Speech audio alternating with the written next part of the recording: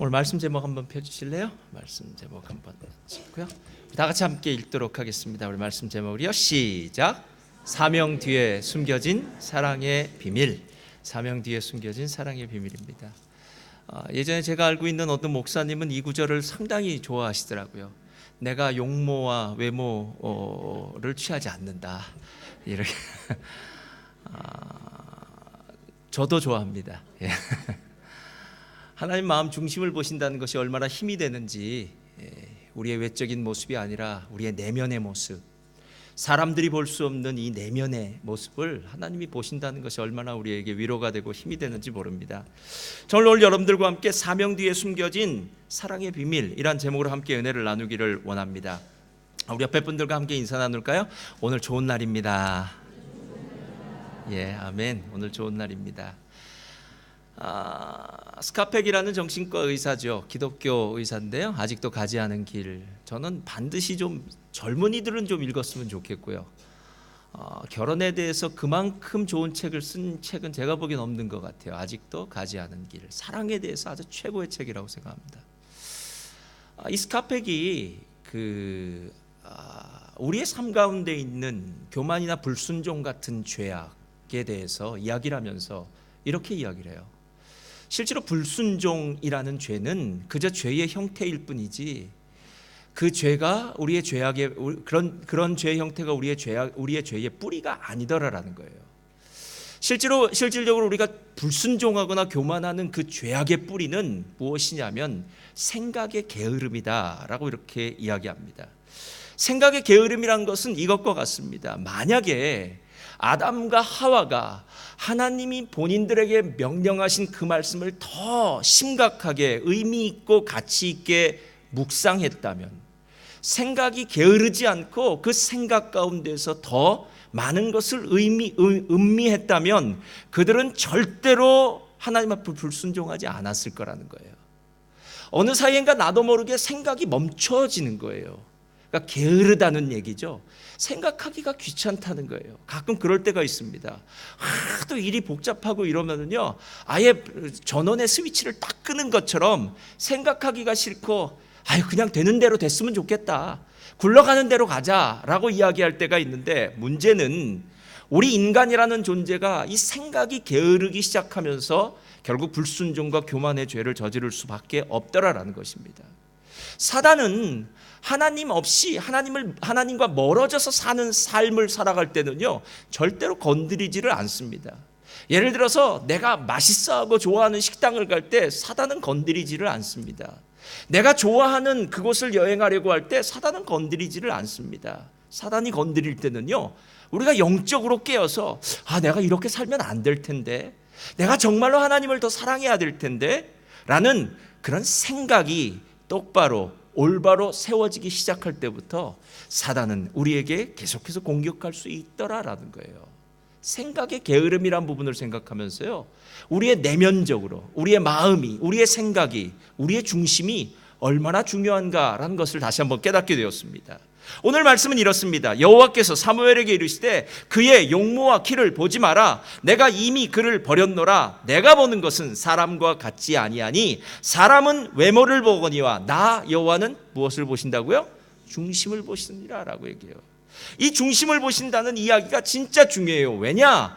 마음이 우리의 생명의 근원이기 때문입니다. 제가 처음 이민 갔던 그 교회는요, 천장에 잠언서 4장 23절의 말씀이 쫙 걸려 있어요. 잠언서 4장 24절 말씀 무엇인 줄 아십니까? 무릇 모든, 이건 개역개정이고요, 무릇 지킬 만한 것보다 더욱 내 마음을 지키라. 생명의 근원이 이에서 남이라. 신기한 것은요, 많은 사람들이 그 말씀에 은혜 받고 교회 다니기 시작한 분들이 계시더라고요. 무엇보다도 생명의 근원이 마음에서 나는데, 하나님은 마음의 중심을 보신다. 하나님은 마음의 중심이 어떤지에 대해서 우리에게 평가하시는 분이시다라는 것입니다. 오늘 다윗은 교회를 다녀본 사람들이라면 전부 거의 다 아는 사람들입니다. 다윗이 골리앗과 싸웠다는 것, 다윗이 사울왕을 피해서 도망 다녔다는 것, 다윗이 여호와는 나의 목자시니 내게 부족함이 없으리로다라는 시편, 주옥 같은 시편을 쓴 사람이라는 것, 다윗이 어떤 일을 했던 사람, 어떤 사람인지에 대해서 모르는 사람은 거의 없습니다.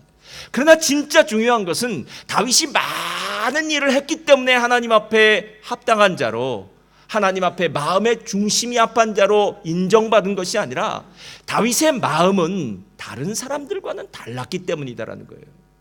사도행전 13장을 보면은 사도 바울이 설교를 하면서 다윗을 평가할 때 이렇게 얘기합니다.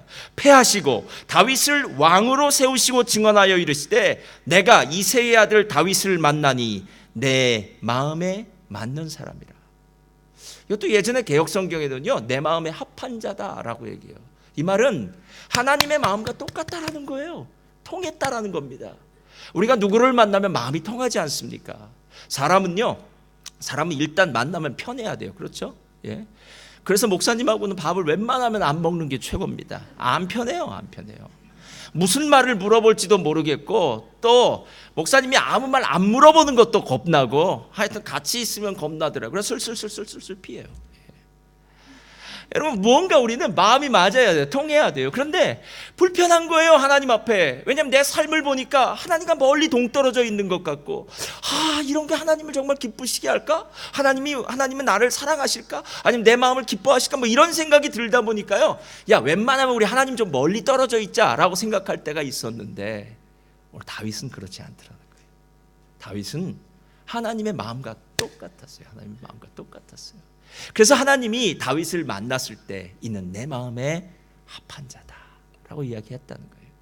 도대체 다윗의 마음이 어떠했길래 하나님으로부터 이런 칭찬을 받았을까요? 제가 두 가지 정도로 정리해봤어요. 첫째, 펴주세요. 다 같이 읽겠습니다. 시작. 다윗은 하나님의 사명을 대하는 마음이 달랐습니다. 한 번만 더 읽겠습니다. 시작. 다윗은 하나님의 사명을 대하는 마음이 달랐습니다. 자, 다윗은 하나님이 자신에게 명령하신 사명을 대하는 게 달랐어요. 자, 이걸 잘 기억하셔야 돼요. 우리가 어떤 것이 좋은지 나쁜지를 알기 위해서는 비교를 해봐야 돼요. 그렇죠? 우리가 만약에 키가 크다, 작다라고 얘기하는 것은요, 키가 큰 사람을 만났을 때는 상대적으로 제가 작은 것이고, 키가 작은 사람을 만나면 상대적으로 우리는 키가 큰 거예요. 제가 예전에 중학교를 다닐 때요, 어느 날 교생 선생님들이 대학교로부터 왔어요. 그래서 교생 선생님들이 왔구나라는 것만 알고 어느 날 복도를 막 지나가는데 뭐가 쾅 부닥쳤습니다. 그래서 쾅 부닥쳐서 옆을 쳐다봤더니 허리가 보이더라고요. 예. 그래서 누군가 봤더니 그 당시에 경희대학교에 있었던 농구 선수였더라고요. 2m. 예. 2m. 여러분, 2m를 옆에서 딱 만나니까요, 제가 난쟁이 같다라는 생각이 들어요. 난쟁이. 예. 그러니까 여러분, 별로 키 작다 크다 의미 없습니다. 누구를 만나는가가 중요해요. 누구를. 그래서 키가 작으면 웬만하면 큰 사람들이랑 상대 안 하면 돼요. 그럼 자기가 큰 사람이 되는 거예요. 예. 그렇죠? 예. 그러니까 상대적이라는 거예요. 누군가 진짜 훌륭하다라고 이야기했다면 반대로 안 훌륭한 사람들을 보면 이 사람 훌륭하구나. 누군가 지혜로운 사람, 지혜롭다고 생각한다면 어리석은 일들을 행한 사람이 있구나라는 비교 대상이 있다는 거예요. 다윗의 마음이 하나님의 사명을 대하는 마음이 달랐다는 것은 다윗과 비교할 수 있는 비교 대상을 갖다 놓아야만 우리가 이해할 수 있는데, 정말 놀라운 사실은요, 다윗에게는 아주 중요한 비교 대상이 한 명 있습니다. 누군지 아십니까? 사울이요. 사울만 비교하면 다 해결이 돼요. 사울은 하나님의 사명을 대하는 마음이 다윗과는 정반대의 사람이었습니다. 그가 하나님으로부터 버림받게 된 이유는 두 가지 이유 때문에 그랬어요. 전쟁 2번 치르다가 그는 하나님으로부터 버림을 받은데, 처음에 그가 블레셋과의 전쟁을 하러 나갈 때, 이스라엘의 전쟁은 모두 하나님으로부터 말씀을 받고 그 말씀을 가지고 이제 전쟁터에 나가는 거니까요, 예배를 드리고 제사를 드리고 말씀을 받아야 되는데, 사무엘 선지자가 예배를 드리기 위해서 오기로 한 기한이 거의 차가는데 사무엘 선지자가 나타나지 않는 거예요. 그 얼마나 막 급박한지 모르겠어요. 게다가 블레셋 사람들이 자꾸 더 밀려오고 나와 함께 있는 우리 이스라엘 백성들은 점점 두려워서 흩어지기 시작하니까 사울이 안 되겠다고 생각했습니다. 그래서 안 되겠다, 야, 제물을 빨리 가져와라, 내가 사무엘 대신 제사를 드리겠다라고 자기가 사무엘 대신 제사를 딱 드렸는데, 제사가 끝났을 때 누가 도착했을까요? 사무엘이 도착한 거예요. 이건 머피의 법칙이라고 얘기하는 거예요. 꼭 일어나지 않을 일 같은 일들, 나쁜 일이라고 생각하는 건 반드시 누군가가 그 짓을 해요. 그러니까 예를 들어서 내가 참 열심히 슈퍼마켓 이 줄을 서서 기다리고 있는데 옆줄이 빨리 갈 것 같다라는 생각이 들어서 옆줄을 가면 그 앞에 분명히 시한폭탄이 있는 겁니다. 그래서 더 길어지는 거예요. 그러니까 내가 의도하지 않았던 어떤 잘못된 일들이 내 삶 가운데 벌어지는데 사울의 이야기가 바로 그 이야기라는 거예요. 그는 기다리지 못했습니다. 조급했습니다. 자신이 드리면 안 되는 제사를 일부러 드리다가 하나님으로부터 큰 책망을 받는데요. 사울이 사무엘에게 얘기하는 걸 한번 좀 잘 들어보셔야 돼요. 이렇게 얘기해요. 이에 내가 이르기를 블레셋 사람들이 나를 치러 길갈로 내려오겠거늘 내가 여호와께 은혜를 간구하지 못하였다 하고 부득이하여 번제를 드렸나이다. 저를 따라하시 바랍니다. 부득이하여 번제를 드렸나이다. 여러분, 사울의 잘못은 부득이함이에요. 부득이함이라는 것은요, 별 수 없이 이렇게 될 수밖에 없었어요. 하나님 이해해 주세요. 아니, 이런 상황이었다면 누구라도 그렇게 했을 것 같아요 라고 얘기하면서 하나님을 향해서 설득하기 시작하는 거예요. 여러분, 우리의 신앙 가운데 이 부득이함이라는 것이 얼마나 많은 줄 아십니까? 요번에는 부득이하게 내가 일이 있어서 안 됩니다. 부득이하게. 여러분, 하나님 앞에서 우리의 부득이함은요, 하나님의 이 놀라운 명령을 지키는 것을 방해하는 걸림돌이 된다는 것을 아십니까? 오늘 사울은 왕이에요. 하나님 앞에 말씀을 지켜야 되고요, 또 하나님으로부터 말씀을 받고 나가야 전쟁터에 이기는 거 아닙니까? 그런데 그는 하나님으로부터 말씀을 받는 이 예배를 얼마나 아무것도 아닌 것처럼 생각하면서 부득이하게 넘긴다는 거예요. 그런데 이것이 끝이 아니에요. 두 번째, 아말렉 군대가 쳐들어왔을 때 하나님이 사무엘 선지자의 입을 통해서 이렇게 얘기합니다. 내가 광야에서 아말렉이 이스라엘을 괴롭힌 것을 기억해. 그러니까 너는 가서 아말렉 군대를 완전히 진멸해라. 사람도 짐승도 모든 것 다 하나도 살려두지 말고 다 진멸해라 라고 얘기해요. 그런데 막상 나가보니까요, 정말 살찐소와 양이 있고, 게다가 적의 아말렉의 왕이었던 아각도 쉽게 포로로 사로잡히는 거예요. 그러니까 아각 왕은 포로로 사로잡아오고 살찐 소와 양은 전리품으로 가져오면서 좋다고 풍악을 울리면서 돌아오고 있는데, 사무엘 선지자가 사울 왕에 와서 얘기합니다. 사울 왕이요, 내 귀에 들리는 이 소리는 무슨 소리입니까?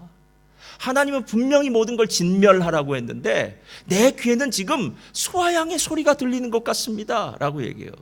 그때 사울이 뭐라고 변명하신 줄 아십니까? 우리 사무엘상 15장 15절 한번 다 같이 읽겠습니다. 시작. 사울이 이르되 아말렉 사람에게서 끌어온 것인데 백성이 당신의 하나님 여호와께 제사하기 위하여 양들과 소들 중에서 가장 좋은 것을 남기며 그 외의 것은, 여러분, 하프트루스가 온전한 진리보다도 훨씬 무섭다는 거 아십니까? 반쪽짜리 거짓말이요, 훨씬 강력해요.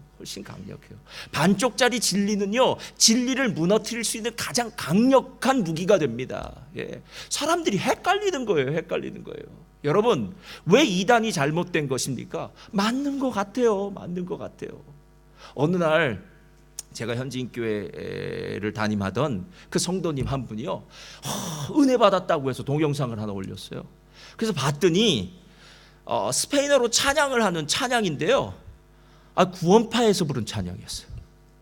그러니까 구원파에서 찬양을 드렸는데 이 찬양이 예수님이라는 이름이 나오니까 좋아서 은혜 받았다는 거예요. 근데 저는 보니까 아닌 것 같아서 봤더니 나중에 구원파예요. 여러분, 그럼 구원파에 대한 이야기, 그리고 신천지에 대한 이야기, 여러분 정말 이런 무시무시합니다. 영적으로 진짜 무서운 적은요, 불교나 다른 종교가 아니에요. 이단. 처음은 비슷한데 분명히 예수 이름을 얘기하는 것 같은데 그 안에 잘못된 것이 탁 버티고 있을 때 우리는 영적으로 분별해야 되는데 그게 결코 쉽지 않더라는 거예요. 오늘 뭐라고 이야기합니까? 내가 하나님 말씀대로 반은 잘 진멸했습니다. 그런데요, 선지자님, 문제가 좀 있었는데 저는 안 그러고 싶었는데 우리 백성들이 각자 보다 보니까 양과 소가 좋은 것이 있어서 백성들이 가져왔습니다. 그리고 조금 이해해 주셔야 되는데 백성들이 이 양과 소를 하나님께 제사 드리기 위해서 가져왔습니다 라고 얘기해요. 그러니까 결국 하나님의 명령과는 전혀 반대의 길을 가더라는 거예요. 여러분, 사울은 왕으로 뽑혔습니다. 지도자예요.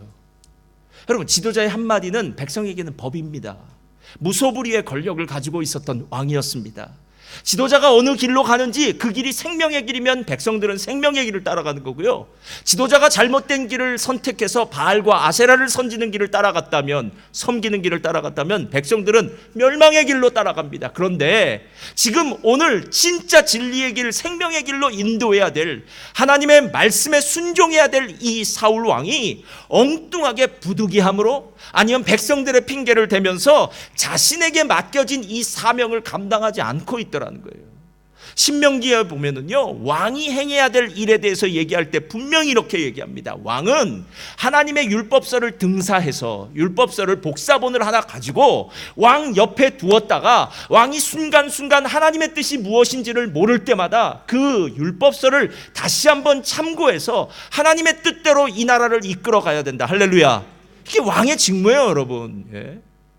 여러분, 왜 우리가 위정자들을 위해 기도해야 되는 줄 아십니까? 위정자가 잘못된 길로 가면 우리나라가 잘못되고 우리 모든 백성은 잘못된 길로 갈 수밖에 없어요.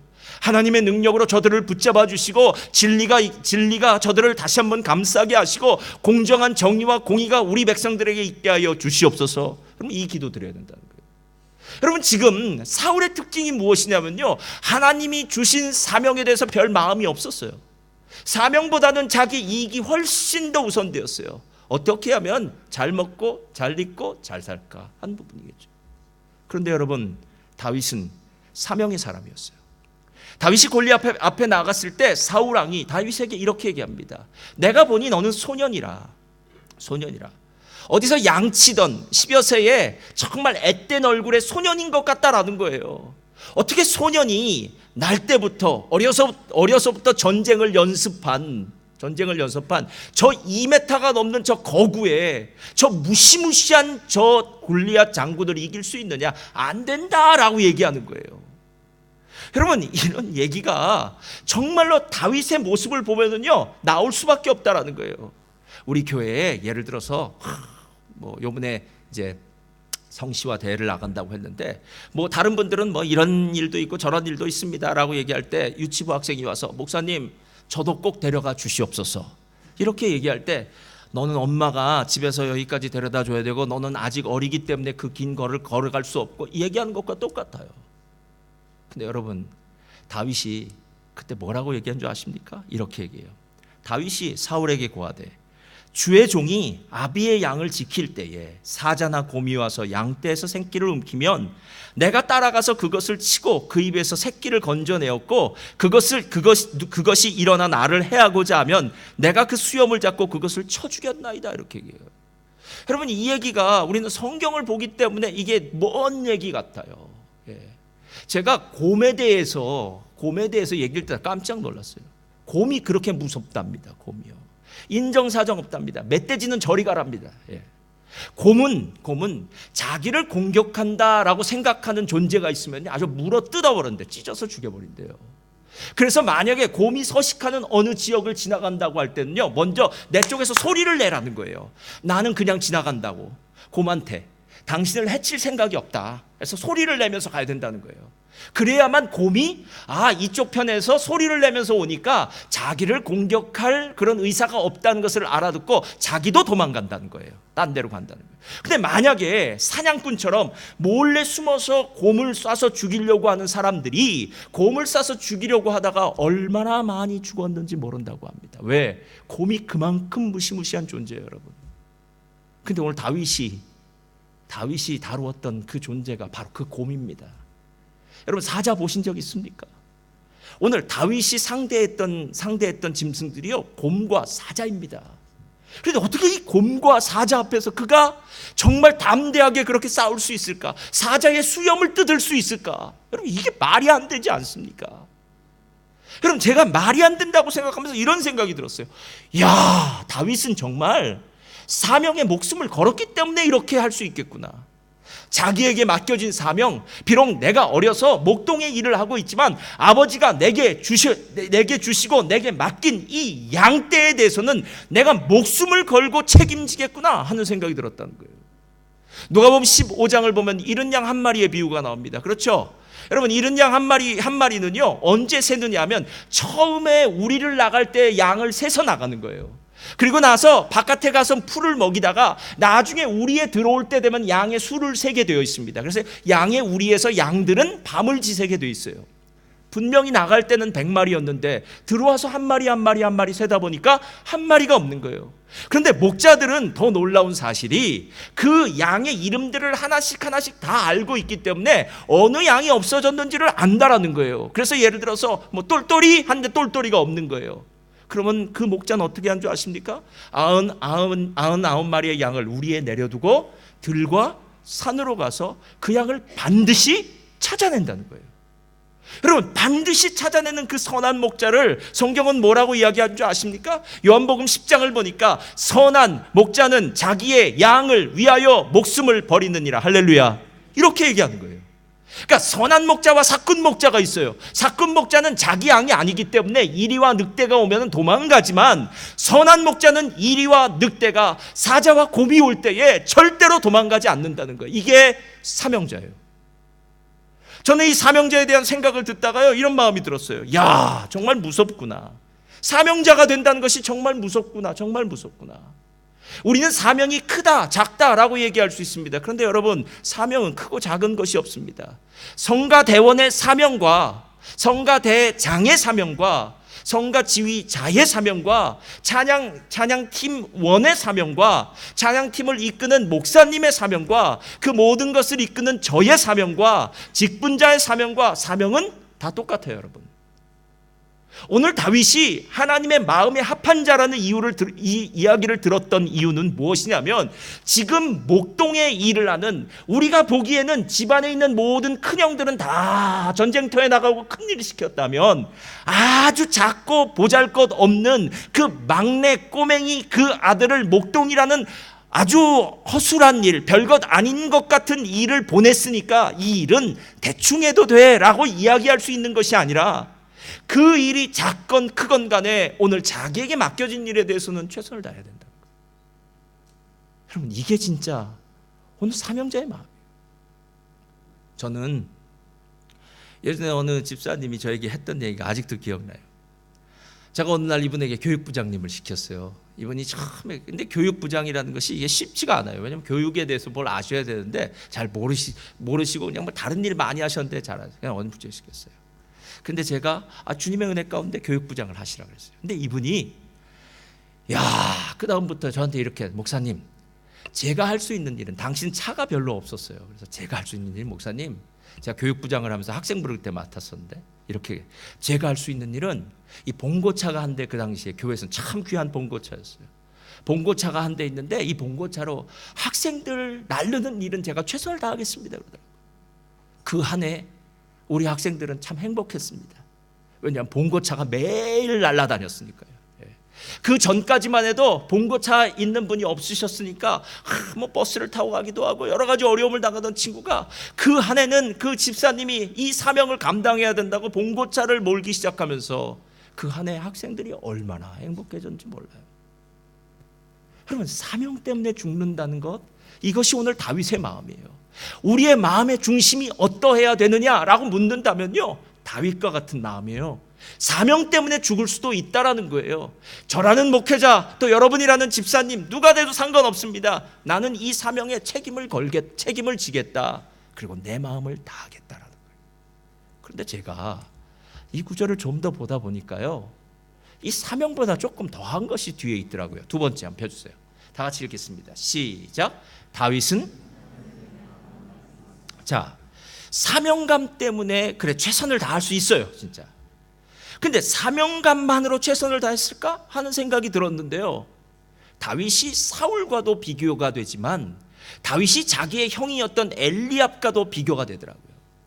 다윗이 지금 아버지의 심부름으로 도시락을 갖고 이제 전쟁터에 가보게 됩니다. 아버지가 형들 셋이 전쟁터에 나갔으니까 형들이 도대체 전쟁에 나가서 잘 있는지 없는지 형들의 안부도 좀 묻고 어떻게 됐는지, 또 위에 있는 상관에게 또 도시락도 주고 뭐 하면서 물어보기 위해서 목동으로 양을 치던 다윗을 데려다가 형이 있는 전쟁터에 이제 심부름꾼으로 보내요. 그래서 아버지가 맡겨주신 그 도시락을 이렇게 들고요, 전쟁터를 막 이렇게 가서 전쟁터에 딱 도착했는데 소리가 들려오기 시작하는 거예요. 야, 이 버러지 맛도 못한 놈들아, 막 이런 소리요. 이건 제가 한 말이고요, 당신 조금 틀렸을 거예요. 근데 말은 비슷했어요. 말은 비슷했어요. 뭐냐면 이스라엘 하나님, 너희가 믿고 있는 신 뭐 이거 아무것도 아니다. 너희 중에는 장수가 없느냐, 사나이가 한 놈도 없느냐, 뭐 별 이런 소리를 하면서 막 북돋는데, 그 중에 다윗의 귀에 탁 들어온 게 있었는데 뭐였냐면요, 하나님에 대해서 모욕하는 말이 들린 거예요.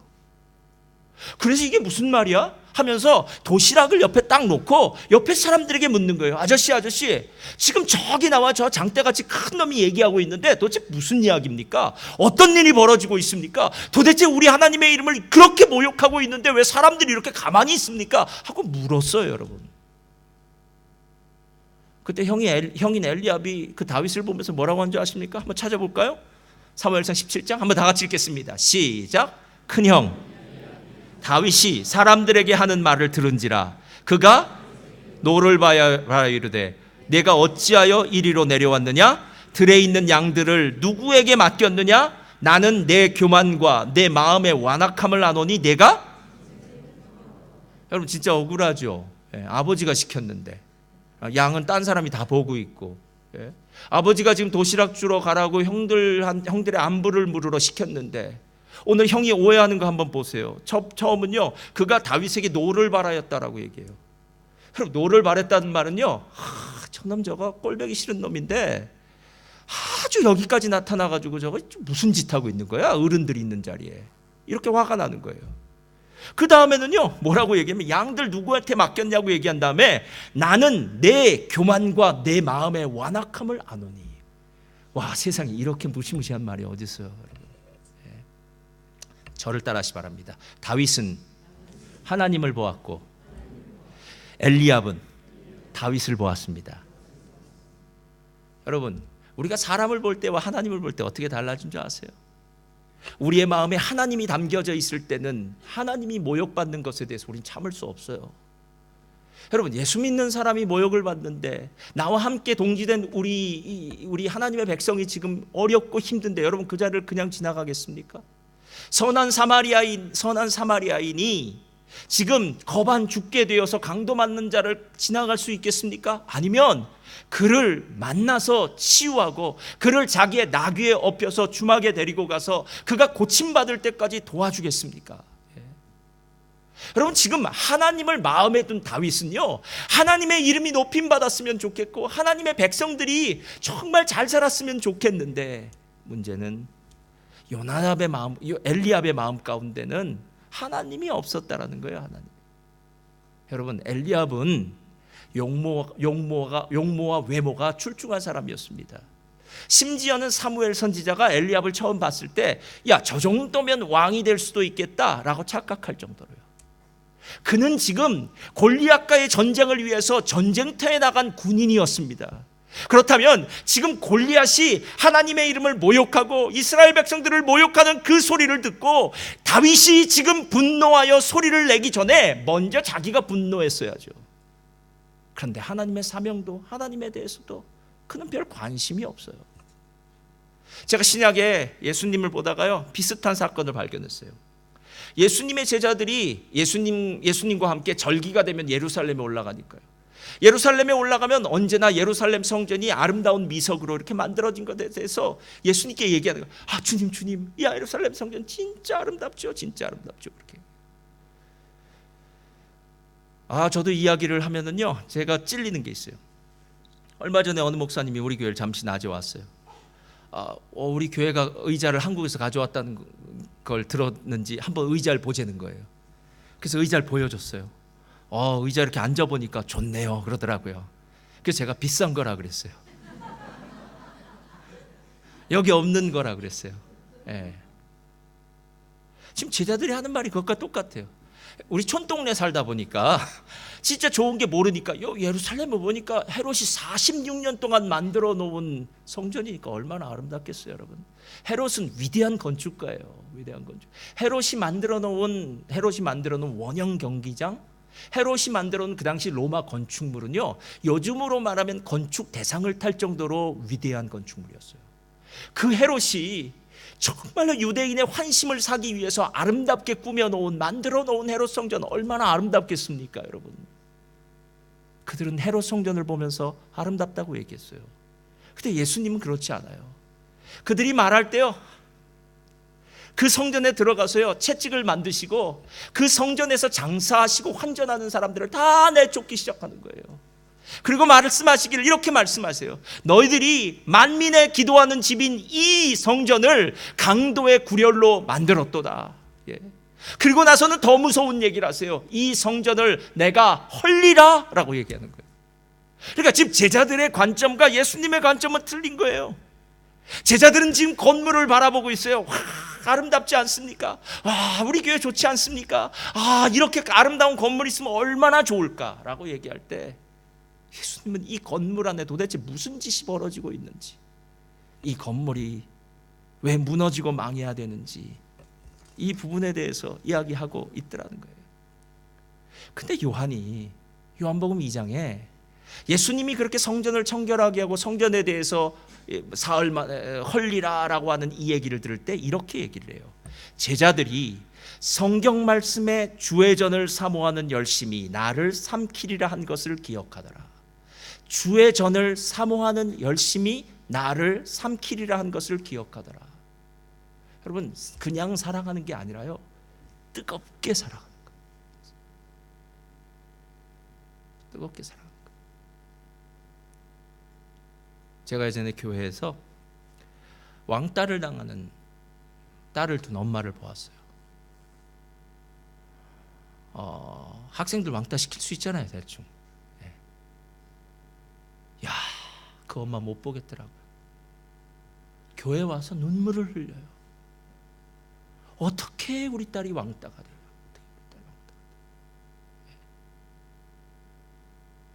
제가 그때 알았어요. 야, 저 정도 열심으로 신앙생활하면 주님이 기뻐하시겠다. 정말 하나님 나라를 향한 열심이 우리 안에 그만큼 있다면 하나님이 우리를 내 중심에, 내가 너의 중심을 보았다, 너의 마음을 보았다, 너의 마음이 아픈 자다.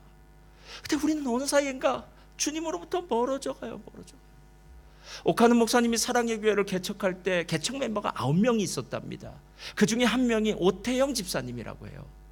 이 9명 중에 한 명인 오태영 집사님이 고급 장교 출신인데요, 교회 일에 얼마나 열심히 하는지 홍 목사님이 정말 마음에 흐뭇함을 느낄 정도로 교회 일에 열심히 했대요. 그런데 목사에게는, 오 목사님의 얘기예요, 목사에게는 영적인 감각이 있어서 마치 가게에서 종업원을 보면 이 종업원이 잘할 종업원인지 안 잘할 종업원인지 알듯이, 이 집사님이 열심히 일을 해도 영적인 상태가 어떤지에 대해서 원지 의문이 가는 사람들이 있다는 거예요. 그래서 어느 날 그 오태영 집사님의 오태영 집사님을 따로 만나자고 얘기한 거예요. 그랬더니 오태영 집사님이 그럼 자기 집에 가자고 얘기를 해서 오태영 집사님 집에 초대를 해요. 그래서 옥하는 목사님이 다른 외부 사람들과 전화 연락을 하지 않게 한 다음에 사형리에 대해서 다시 한번 설명을 해줘요. 여러분, 사형리가 뭔지 아시죠? 하나님은 당신을 위해서 위대한 계획을 갖고 계십니다. 그런데 당신은 하나님 앞에 죄인이라서 그 위대한 계획을 이룰 수가 없습니다. 예수님이 당신을 위해서 십자가를 지심으로 말미암아 예수님을 믿음으로 그 위대한 계획이 이제 당신의 계획이 될 수 있습니다. 이제 그 예수님을 당신의 구주로 믿고 영접하십시오, 이 얘기예요. 근데 놀랍게도요, 이 얘기를 하고 난 다음에 오태영 집사님이 이렇게 말을 하더래요. 목사님, 저는 지금까지 예수님이 십자가에 죽으셨다는 사실에 대해서는 한 번도 의심해 본 적이 없습니다. 그렇죠? 근데 그 다음에 이렇게 얘기해요. 그러나 그 십자가의 주님이 나를 위해서 죽었다는 것은 한 번도 생각해 본 적이 없습니다. 이게 무슨 말인지 아시겠어요? 주님이 좋으신 분인데요, 나에게 좋으신 분이 아니고 주님이 죽으셨는데 나를 위해 죽으신 분이 아니라는 거예요. 일반적인 지식이 개인적인 지식이 되는 것이 아니에요. 그리고 저는 지금까지 저의 마음의 왕자의 자리에 제가 있었지 하나님이 계시지 않았습니다. 여러분, 하나님이 여러분의 마음의 보좌의 자리에 앉아 계시나요? 아니면 여러분 자신이 마음의 보좌에 앉아 계시나요? 아담과 하와가 처음 지은 죄는요, 마음의 보좌 자리에 있던 하나님을 옆으로 축출해 내버리고요, 빼내버리고 자기가 그 자리에 앉는 거예요. 나도 이제 좀 내 맘대로 살고 싶어. 내 나이가 몇인데 엄마 이제 더 이상 나에게 좀 상관하지 말아주세요. 아빠 이제 나도 성인이 되었어요. 뭐 이런 얘기하고 있는 거예요. 주님 이제 저도 교회 생활 할 만큼 했습니다. 이 정도 됐으면 이제 저도 잔뼈가 굵었습니다. 할렐루야. 말은 할렐루야라고 그러는데 태도는 전혀 안 할렐루야예요. 여러분 지금 하나님에 대한 마음이 어떤 마음이 있는지 판명되잖아요. 엘리압은 지금 싸워야 될 적을 향해서 공격하는 것이 아니라 엉뚱한 사람을 향해서 공격하고 있는 거예요. 근데 저는 왜 그런지 알아요. 사무엘 선지자가 기름병을 가져와서 그 기름을 부어줄 때 엘리압은 자기에게 부을 줄 알았죠. 야, 우리 집에 맏아들이 난데 그래도 나만큼 잘생기고 용모가 출중하고 지혜 있는 사람은 없는데 자기에게 기름 부을 줄 알았는데요, 정말 아무것도 아닌 것 같은 집안에 코 올리게 저런 놈이라고 얘기했던 다윗이 그 기름 부음을 받았을 때 느꼈을 박탈감, 상실감. 하나님의 뜻이 뭔지를 모르니까요, 사람만 보이는 거예요. 사람. 그리고 교회는 싸우는 곳이 아닙니다. 교회는 사람과 만나서 사람끼리 뭐 하는 곳이 아닙니다. 교회는 하나님을 만났기 때문에 하나님이라는 렌즈를 통해서 사람이 보여지기 시작하는 거예요. 하나님이라는 렌즈를 통해서 사람이 보여지면요, 다 불쌍해요. 그렇죠? 할렐루야. 그렇지 않습니까? 다 죄인으로 보여지는 거예요. 아무리 부자라고 해도, 아무리 똑똑하다고 해도, 아무리 세상에서 성공했다고 해도 하나님의 시각으로 그 형제자매를 바라보니까 죄인일 수밖에 없어요. 부족할 수밖에 없어요. 진짜 싸워야 될 적은요, 사단이에요. 골리앗이에요. 다윗은 그 골리앗을 향해서 도시락을 가지러 온 그 자리에서라도 우리 주님의 이름이 욕을 먹고 비난을 받는다면 나는 도저히 참을 수가 없어. 우리 주님의 이름이 영광을 받으셔야지 어떻게 저런 모욕을 받을 수가 있어? 라고 그는 떨쳐 일어난 사람이에요. 떨쳐 일어난 사람. 지난주에 한국에 큰 일이 좀 벌어졌습니다. 양심적 병력 거부라는 말 많아요. 여기다 양심을 왜 붙였는지 모르겠는데요, 하여튼 양심적 병력 거부라는 것에 대해서 헌재에서 판명이 났어요. 이런 얘기랑 똑같아요. 우리나라 헌법 제88조에는 이런 얘기가 있습니다. 현역 입영 대상자가 정당한 사유 없이 3일 동안 입영을 하지 않으면 3년 이하의 징역에 처할 것을 규정한다라는 법이 있어요. 그러니까 남자분들은 뭐 뼈저리게 잘 아시겠고요. 예. 그러니까 입영 통지서 나오면 가야 된다는 겁니다. 가야 된다. 안 가면 감옥에 3년 이하의 징역에 가는 거예요.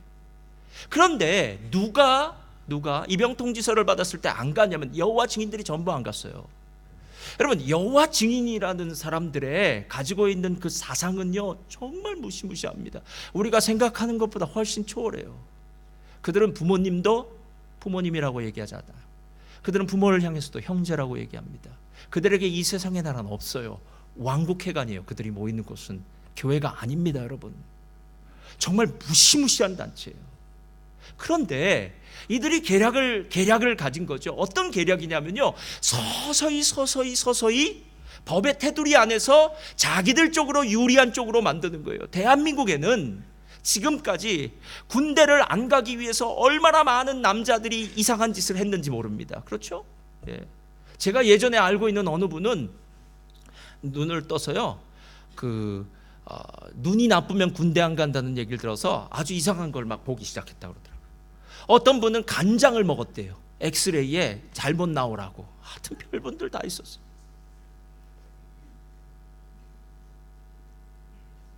지금 여호와 증인이 어떤지도 모르는 사람들이 여호와 증인의 전화를 걸기 시작했답니다.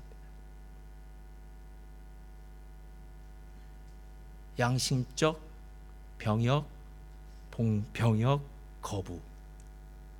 헌재에서 다시 판명이 났어요. 12월 2020년까지 2020년부터 어떤 일이 벌어졌냐면요, 그 헌법 조항에는 이 병역을 대체할 수 있는 대체 복무제라는 기록이 없기 때문에 그 법은 잘못된 법으로 바뀌어져야 된다는 거예요. 예. 제가 걱정하는 거는요, 우리나라가 지금 어떻게 된다는 것보다 더 큰 걱정이 있어요. 영적으로 무뎌진 그 많은 사람들이 잘못된 길로 자신도 모르게 빠져들어가서 결국 군대를 안 가는 게 문제가 아니라요, 천국을 안 가는 문제가 걸려든다는 거예요. 천국을 안 가는. 여러분, 이런 데 기도하지 않겠습니까? 그 외에 다른 이야기들은요, 너무 많아요. 우리가 지금 기독교적 가치관을 가지고 세상을 살아갈 때 과연 우리가 똑바른 길을 가고 살 수 있을까? 라는 것이 힘들 정도로 세상이 점점 변해가고 있어요. 세상의 타겟은 언제나 한 가지입니다. 우리가 가지고 있는 예수 그리스도, 이 생명에서 벗어나게 하는 거예요. 예수님의 진리에서 멀어지게 하는 거예요. 어떻게 하시겠습니까? 제가 겁나는 것은 우리 자녀들의 세대입니다. 우리 자녀들이 과연 저렇게 질풍노도처럼 밀려오는 세상의 파도를 이겨낼 수 있을까? 여러분, 우리 자녀들이 진짜 이겨낼 수 있을까요? 예? 어떤 상황 속에서도 신앙을 붙들고 나는 예수님 붙들 거야. 예수님의 진리가 나에게는 생명보다도 더 귀중해 라고 이야기하면서 모든 사람들이 반대의 길을 갈 때, 이 길을 갈 때 그걸 나서서 반대의 길을, 나는 믿음으로 이 길을 선택할 거야 라는 우리의 젊은 세대가 과연 얼마나 있을까 하는 생각이 든 거예요. 디모데후서 4장 5절을 보면 이렇게 얘기합니다. 말씀과 기도로 거룩하여 지니라, 이렇게 얘기해요. 여러분, 말씀과 기도로 거룩하여 진다는 말을 쉽게 보지 마세요. 우리에게는 가장 큰 무기가 있어요. 우리에게는 말씀이라는 무기가 있고요, 기도라는 무기가 있어요. 우리의 자녀들에게 해줄 수 있는 건 가장 최선의 것들은요, 말씀과 기도의 훈련밖에 없어요. 말씀의 훈련은 매일 성경 읽는 겁니다, 여러분. 근데 매일 성경을 읽자고 이걸 힘드니까 우리가 매일 성경을 하는 거예요, 여러분. 그거 안 해도 매일 성경을 잘 보시는 분들은 상관없습니다. 매일 성경 말씀을 읽어야 됩니다. 매일 성경 말씀을 들어야 됩니다. 성경 말씀을 가까이 해야 됩니다. 시편 1편의 말씀처럼 정말 주의 율법을 즐거워하여 그 율법을 주야로 묵상하는 자가 되어야 되는 거 아닙니까, 여러분? 세상은 우리를 말씀으로부터 점점 멀어지게 할 것입니다. 목사님, 제가 너무 일이 많아서 성경을 한번 읽을 시간도 없습니다라고 얘기해요. 여러분, 착각하지 마세요. 그 하나님의 뜻이 아닐 수도 있어요. 여러분, 그렇게 바쁜 일을 계속해서 준다면은요, 아니, 그렇게 바쁜 일을 여러분이 잘 수행해서 더 많은 바쁜 일을 여러분에게 준다면은 여러분 어떻게 하시겠습니까, 정말? 더 바쁜 일이 있으니까 하나님, 지금은 조금 이해해 주세요. 제가 지금 너무 바빠서요, 하나님 지금은 조금 말씀을 멀리 하겠습니다. 이렇게 얘기하시겠습니까, 여러분? 언제까지요? 만약 내가 내일까지 살아있을 수 있다면 그렇게 얘기해도 돼요. 근데 우리는 내일이 내 날이 아니에요, 여러분. 오늘이라도 주님이 우리의 생명을 거둬가시면, 그럼 우리가 하나님의 심판대 앞에 어떤 면목으로, 어떤 모습으로 서겠습니까? 제가 우리 금요일 보면서요, 우리 자녀들이 나와서 이렇게 기도하고 있어, 그래도 마음의 위로가 많이 돼요. 어른들은 안 나오는데 자녀는 나와요. 감사해요, 진짜 감사해요. 그래도 위로가, 저렇게라도 나와서 말씀을 이해하는지 못 이해하는지, 가끔은 이해한다 그러더라고요, 재밌는 얘기하면. 하여튼 좋아요. 그래도 이 자리에 앉아 있는 것만 봐도 가슴에 그래도 놓여요. 가슴에 놓여요. 제가 예전에 들었던 예화인데요, 아직도 제 마음 가운데 평생 잊혀지지 않는 예화가 있어요. 어느 농부가 하나님의 큰 복을 받은 농부가 있더랍니다. 웬일인지 이 농부는 가정에도 밭에도 우양의 새끼도 하여튼 다 복을 받았더래요. 그래서 이 농부가 복 받은 비결이 무엇인가 봤더니 이렇게 해서 두 가지 때문에 복을 받았다는 거예요. 첫째, 이 농부는 매일 쟁기를 메고 아침에 밭으로 나갈 때 교회부터 들른다는 거예요. 그래서 교회 들려서 이렇게 얘기했는데, 하나님, 저 이제 밭에 나가서 일합니다. 오늘 하루도 도와주세요 하고, 하나님 안녕히 계세요 하고 이제 나가는 거예요. 저녁에는 쟁기를 들고 어딜 갈까요? 교회로 와서, 하나님, 오늘 하루도 열심히 일했습니다, 감사합니다 라고 갔다는 거예요. 그럼 제가 다시 한번 물어볼게요. 정신없이 분주하게 무엇을 위해서 일합니까? 성경이 진리가 얘기하지 않습니까? 먹고 사는 것 내가 책임지겠다. 하나님 말씀이잖아요, 여러분. 아무것도 염려하지 말라. 여러분, 염려하지 말라, 두려워하지 말라라고 얘기함에도 불구하고 우리는 그런 염려와 두려움의 문제가 아니라요, 우리의 탐욕으로, 우리의 욕심으로 좀 더 나은 것을 위해서 그렇게 될 수는 있어요. 근데 그게 과연 하나님 앞에 어떤 의미가 되느냐는 거예요.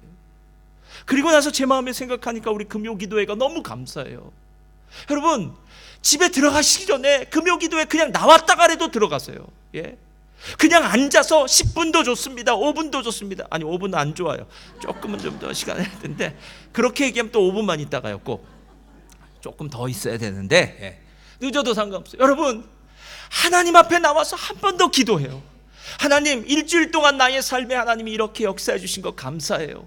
하나님, 나의 삶에 도와주신 것들 감사해요. 하나님, 우리 자녀들, 우리 삶 가운데, 우리 직장 가운데, 사업장 가운데 하나님의 은혜를 베풀어 주신 것 감사해요. 기도와 말씀으로 거룩하여 지니라. 오늘 사명 뒤에 숨겨진 사랑의 비밀은요, 이겁니다. 하나님을 진짜 사랑하는 사람은요, 하나님을 최고의 우선순위에 놓습니다. 그렇기 때문에 예배에 나온 거예요. 그렇기 때문에 기도의 자리에 나가는 겁니다. 그렇기 때문에 멈춰서서 하나님의 말씀을 듣는 겁니다. 여러분, 다른 방법이 있다면 제가 다른 방법을 가르쳐 드릴게요. 근데 우리 모두에겐 다른 방법은 없습니다. 여러분. 제가 금요일도 그 얘기를 하면서 마쳤는데요, 저는 목회자로서 아마 우리 집사님들은 그럴 거예요. 어떻게 살아가면 살아갈수록 신앙생활이 이렇게 더 힘들죠? 예. 이 정도 신앙생활 했으면 이제 내 힘으로 할 수 있을 것 같은데 안 되더라고요. 제가 왜 예전에 저희 부모님이, 어머니가 기도원에만 가면 그렇게 좋은지 알겠어요. 기도원에 가서 기도하면 그렇게 행복해 하시더라고요. 그게 왠지 알겠어요. 이제 내 힘과 내 능력으로 안 되더라고요. 하나님의 도움이더라고요. 하나님을 사랑하는 자는 하나님의 도움을 구합니다. 하나님의 도움을 구하는 자는 그 마음이 하나님께 합한 자가 되어서 복 있는 자의 삶을 살 줄 믿습니다.